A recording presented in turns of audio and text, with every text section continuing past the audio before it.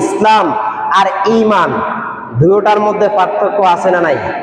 আছে না? একটা হলো ইসলাম, একটা কি ইসলাম, আর একটা হলো ঈমান। ইসলাম অর্থ হচ্ছে শান্তি, ইসলাম অর্থ শান্তি, আর ঈমান অর্থ হচ্ছে বিশ্বাস করা। দুইটার অর্থ বেশ কম, আছে না নাই?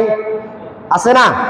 ইসলাম অর্থ হলো শান্তি, ঈমান অর্থ হলো বিশ্বাস করা। যদি ইসলামে প্রবেশ করতে হয়, শান্তির ধর্মে প্রবেশ করতে হয়, এই ব্যক্তিকে যদি মুসলমান বলতে হয়, তাহলে ঈমান গ্রহণ করা লাগবে কিনা বলেন? ঈমান গ্রহণ করা লাগবে না? যেই ব্যক্তি মুসলমান ওই ব্যক্তি মুমিন, যেই ব্যক্তি মুসলমান ওই ব্যক্তি কি মুমিন। মুমিন হতে হলে আগে মুসলমান হওয়া লাগবে কিনা? লাগবে না? কথা বলেন। মুমিন যদি হতে হয় তাহলে আগে মুসলমান হওয়া লাগবে, আর মুসলমান হতে হলে ঈমান আনা লাগবে, আর ঈমান আনতে হলে ইসলাম ধর্ম গ্রহণ করা লাগবে।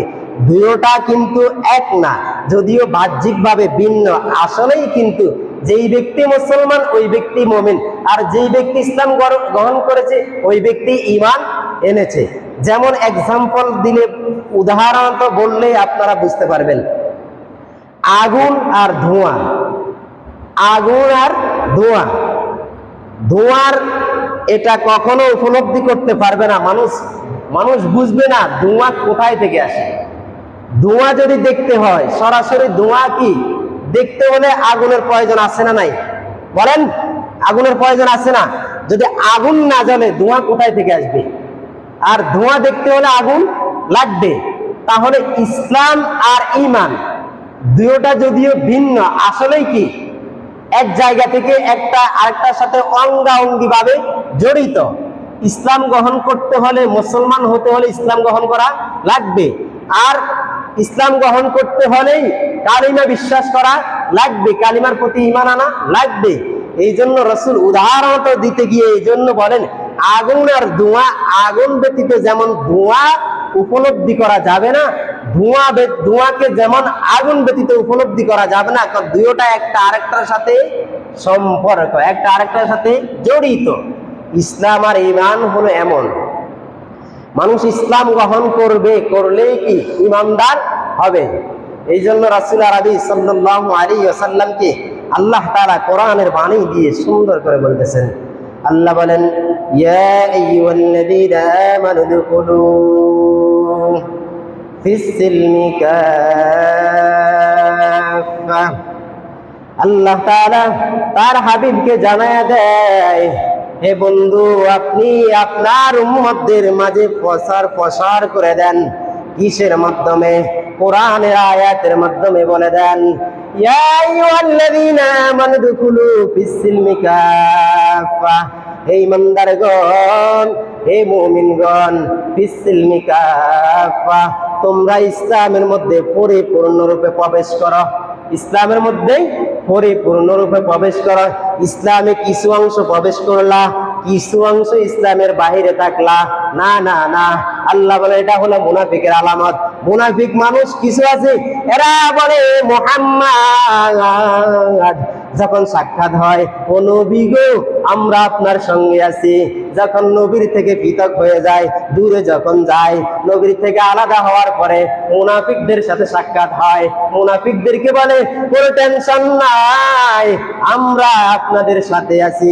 আল্লাহ বলেন, না না না, ইয়া আইয়ুহাল্লাযীনা আমানু দুখুলু ফিস সিলমি কাফা, ইসলামের মধ্যে তোমরা পরিপূর্ণ রূপে প্রবেশ করে যাও। সুবহানাল্লাহ।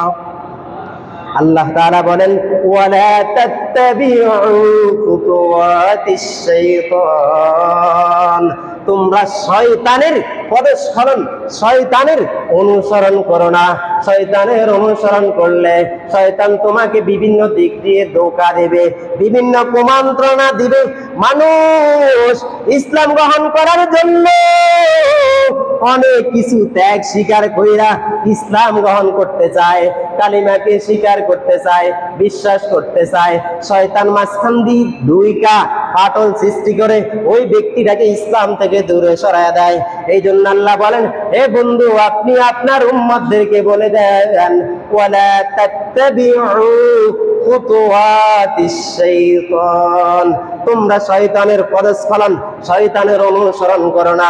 সামনে আল্লাহ তাআলা বলেন ইন্নাহু লাকুম আদুউম মুবিন।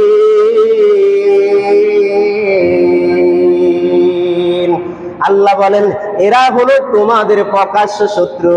এরা যদিও উপরগতভাবে তোমাদেরকে বিভিন্ন পথের দিকে আগাইতে বলে, আসলে না না না, এরা তোমাদেরকে জাহান্নামের দিকে নিতে চায়।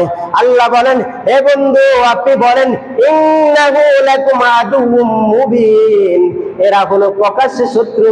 মানুষের অঙ্গের ভিতরে ঢুইকা আল্লাহর কাছে এরকম ভাবে হুকুম চেয়েছেন, ও আমার রব, ও আল্লাহ আপনি আমাকে এরকম হুকুম দেন আমি যেন মানুষের শরীরের ভিতরে ঢুকতে পারে, মানুষের রগের ভিতরে ঢুইকা মানুষদেরকে বিভিন্ন পথ থেকে ফিরাইয়া আনে আমি জাহান্নামের দিকে নিতে পারে। আল্লাহ তাআলা শয়তানকে এই হুকুম দিলেন। শয়তান এই হুকুম পাইয়া মানুষকে সুন্দরভাবে কুমন্ত্রণা দেয়। যখন মানুষ রাত্রের বেলা ঘুমায়, আল্লাহ বলেন আমি বান্দাকে দিনের বেলা পরিশ্রম করলো, রাতের বেলা ঘুমানোর জন্য পোশাক বানায়া দিলাম। বান্দা রাত্রে বেলা ঘুমায়, ভোর রাত্রে যখন মুয়াজ্জিন সাহেব হাইয়া আলাস সালাহ বলে ডাক দেয়, আসসালাতু খায়রুম মিনান নাওম, হে বান্দা ঘুমের চাইতে নামাজ ভালো, নামাজ ভালো, নামাজের দিকে আসো, নামাজের দিকে আসো।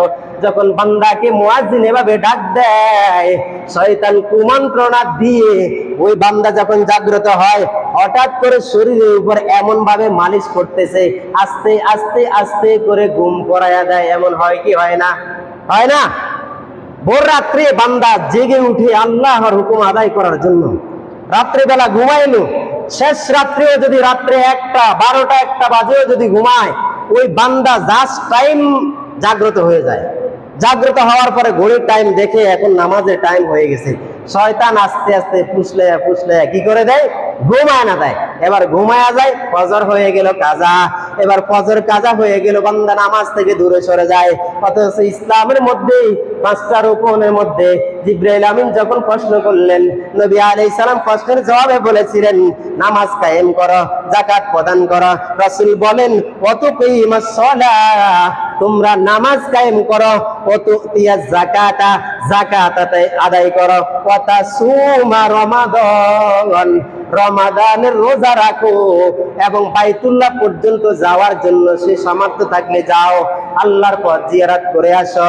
এরকম সামর্থ্য ব্যক্তিকে আল্লাহ তাআলা বান্দাকে সব কিছু দিয়া বলতেছে তোমরা পরিপূর্ণ রূপে ইসলামের মধ্যেই প্রবেশ করো। এই আয়াতটা যখন নাজিল হয়, আয়াত নাজিল হওয়ার বিষয়ে একটা প্রেক্ষাপট আছে।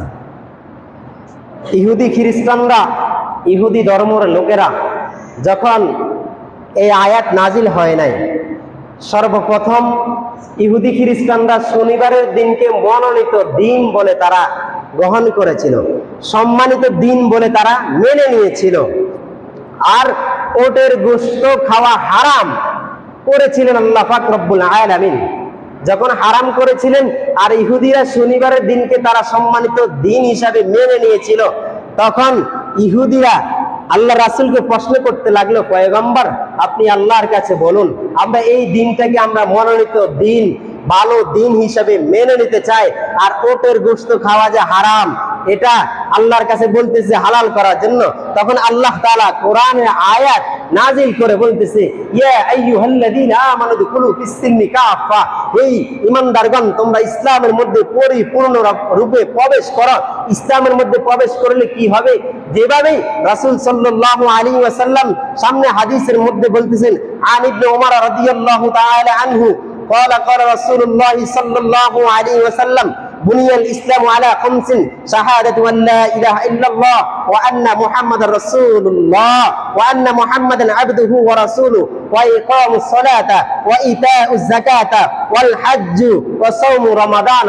দুইটা হাদিস, আজকের এই হাদিসের ভিতরে দুইটা হাদিস একই রূপে রাসূলকে যখন ইবনে ওমর রাদিয়াল্লাহু তাআলা আনহু থেকে বর্ণিত, বলতেছে ইসলামের রুকন হলো 5টি, 5টার মধ্যে সর্বপ্রথম রুকন হলো শাহাদাতু আল্লা ইলাহা ইল্লাল্লাহ, অর্থাৎ সাক্ষ্য এটা দাও যে আল্লাহ ব্যতীত আর কোনো মাবুদ নেই, মুহাম্মদ সাল্লাল্লাহু আলাইহি ওয়াসাল্লাম আল্লাহ তাআলার রাসূল, এটা তোমরা সাক্ষ্য দাও। এবং কি করো, ওয়া ইকামুস সালাতা, তোমরা নামাজ আদায় করো, ওয়া ইতাউজ যাকাতা, যাকাত আদায় করো, ওয়াল হজ্জু ওয়া সাওমু রমাদান, রমাদানের রোজা রাখো। এই পাঁচটা ইসলামের মধ্যে আছে না নাই? বলেন, ইসলামের রকমের ভিতরে এই পাঁচটা নাই? আছে। রাসূলুল্লাহ সাল্লাল্লাহু আলাইহি ওয়াসাল্লাম আরেকটা হাদিসের মধ্যে বলেন, عن أنس رضي الله تعالى عنه قال قال رسول الله صلى الله عليه وسلم من صلى صلاتنا واستقبل قبلتنا وأكل ذبيحتنا فذلك المسلم الذي له ذمة الله وذمة رسوله فلا تكفر الله في ذمتي।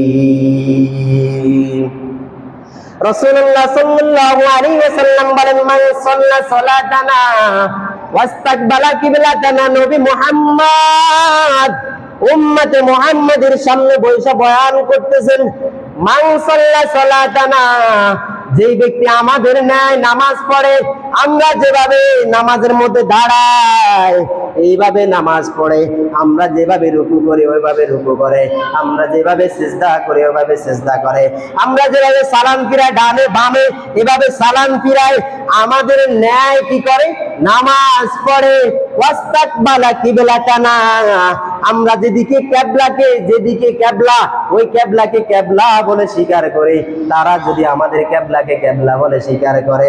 হাদিসের ব্যাখ্যার ভিতরে বলেন, কেবলা তো আমরা পশ্চিম দিকে কেবলা বলে স্বীকার করি। ইহুদি খ্রিস্টানরা তাদের ধর্মেও নামাজ ছিল, কিন্তু তারা নামাজের মধ্যে রুকুও নাই সিজদাও নাই, তাদের নামাজের মধ্যে কোনো কেবলা নাই।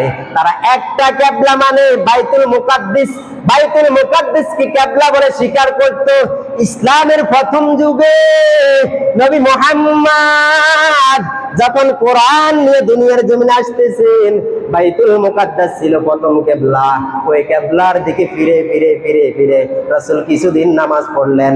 নামাজ পড়ার পর আল্লাহ তাআলা আবার নবী মুহাম্মদকে বাইতুল মুকাদ্দাস কেবলা পরিবর্তন করে বাইতুল্লাহ, যেই দিকে ফিরে মানুষ নামাজ পড়ে, সারা বিশ্বের মানুষগুলা বাইতুল্লাহকে সামনে রাখিয়া নামাজ পড়তেছে, বাইতুল্লাহ তাকে মাঝখানে। প্রত্যেকটা মানুষগুলো যখন কেবলা সামনে রাখে হজ করার জন্য যায়, কেবলা সামনে থাকে, চতুর্দিক থেকে মানুষগুলা ফিরিয়া ফিরিয়া ফিরিয়া নামাজ পড়ে বাইতুল্লাহকে সামনে রেখে। ইহুদি খ্রিস্টানরা বাইতুল মুকাদ্দাসকে সামনে রেখে নামাজ পড়তো। আল্লাহর রাসূল বলেন, যেই ব্যক্তি আমাদের কেবলাকে কেবলা বলে স্বীকার করে, ওয়াস্তাকবালা কিবলাতানা ওয়া আকালা যাবিহাতানা, বলতেছেন আমরা যেই পশুগুলা জবাই করে খাই, ইহুদি খ্রিস্টানরা বিধর্মীরা যদিও আমাদের এই পশু গোশত জবাই করা গোশতগুলা খায়, তাহলে তারা আমাদের মতন মুসলমান হবে। এবং সামনে বলতেছেন, ওয়া আকালা যাবিহাতানা ফাযালিকাল মুসলিম, তাহলে এই ব্যক্তি মুসলমান।